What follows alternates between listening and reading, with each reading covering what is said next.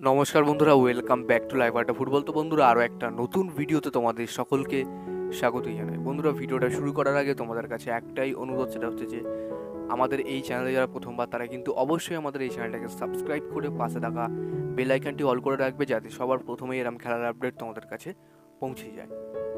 তো বন্ধুরা, আজকে মোহনবাগানকে নিয়ে অনেক কটা আপডেট তোমাদের সঙ্গে শেয়ার করার আছে, তো তোমরা ভিডিওটা একটু স্কিপ না করে পুরোটা দেখো। আশা করি তোমরা সব কিছু বুঝতে পারবে এই ভিডিওতে। তো বন্ধুরা, এই মুহূর্তে সবথেকে বড় প্রশ্ন হয়ে দাঁড়িয়েছে যে মোহনবাগানে প্রায় তো বিদেশি ডিফেন্ডার আছে, তবে নুনো রেইসকে এনে বসিয়ে রাখার মানেটা কি, এটা কিন্তু অনেকেরই প্রশ্ন। তো আমি তোমাদেরকে শর্টকাটে উত্তর দিতে গেলে যেটা বলতে হয়, দেখো, নুনো রেইসকে এনেছিল মোহনবাগান ম্যানেজমেন্ট শুধুমাত্র এএফসি খেলানোর জন্য। তবে এএফসি কারণবশত বন্ধ হওয়ার পর, অর্থাৎ মোহনবাগান এএফসিতে না যাওয়ার পর, নুনো রেইস কিন্তু মোহনবাগানে খেলতে পারছে না।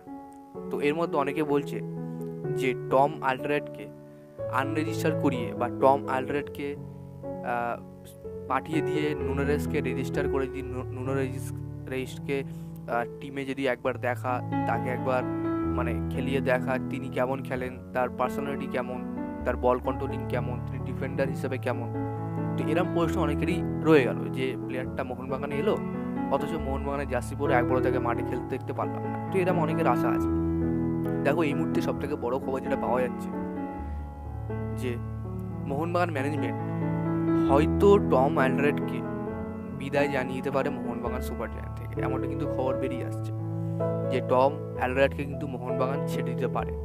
তবে এই খবরের পুরোপুরি সত্যতা এখনো পাওয়া যায়নি, জাস্ট রিউমারটা আমার কাছে এসছে এবং কিছু আর্টিকেলের মাধ্যমে।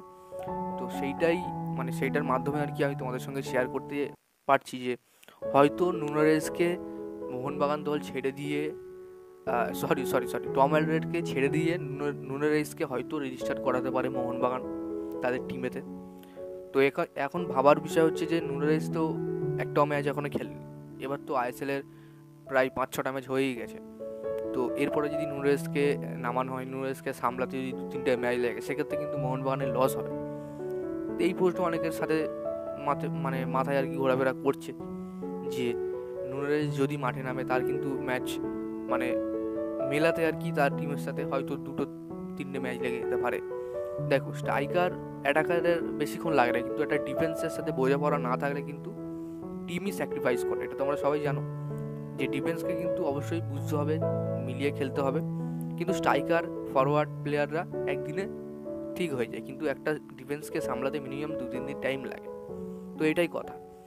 তো এখন খবর হচ্ছে, মেন কথা হচ্ছে যে হয়তো নুনেসকে রেজিস্টার করিয়ে টম অ্যালডারেটকে হয়তো দল থেকে বার করে দিতে পারে, খবর এমনটাই আছে। তো দেখা যাক, পরবর্তীকালে হয়তো মত বদল হতেও পারে মোহনবাগান সুপার জায়ান্টসের। তো এটাই এখন দেখা। তো যাই হোক বন্ধুরা, আজকের জন্য ভিডিওটা এতটাই ছিল। যদি তোমাদের ভিডিওটা একটুও ভালো লেগে থাকে তাহলে অবশ্যই লাইক করে দিও, আর আমাদের এই চ্যানেলের প্রথমবার যে হয়তো চ্যানেলকে সাবস্ক্রাইব করে পাশে থাকা বেল আইকনটি অন করে